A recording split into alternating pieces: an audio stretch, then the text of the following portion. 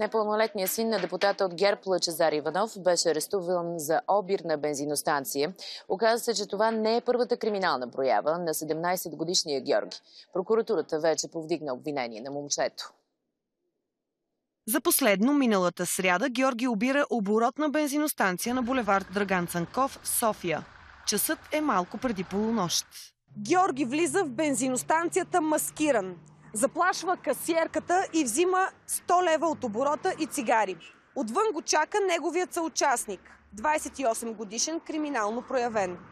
Двамата отпрашват с автомобил в неизвестна посока.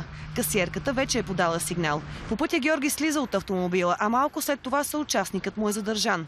Бащата на младежа, депутатът от ГЕРБ Лъчезар Иванов, разказва, че полицайите са се свързали с него, за да доведе сина си в районното. Те го задържат за 24 часа. И наистина ли той е в ареста, а не в къщи?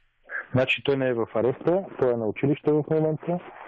И това, което се тиражира, особено по електронните медии, не съответства на истината. Това не е първото престъпление, което извършва младежът. Източници от полицията разказват, че зад гърба си тинейджерът има още 2 обира на бензиностанции.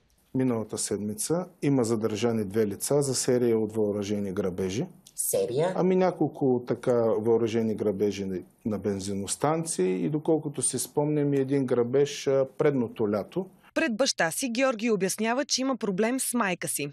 Карали се, тя пиела и заради това тинейджърът няколко пъти бяга от вкъщи. Пред водещите на предаването Нюзрум по Нюз 7 майката Диана Долапчиева обясни, че при едно от предишните проявления на момчето, баща му подписал декларация пред МВР, в която отказва сина му да бъде предаден във възпитателно заведение срещу обещанието, че ще се грижи за него. Аз от 4 години съм веган. Не употребявам алкохол и не ям месо. Това ми е коментара по тази тема.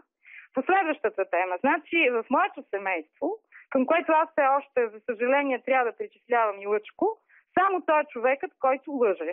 Георги и по-големият с 10 години негов приятел са вече с повдигнати обвинения.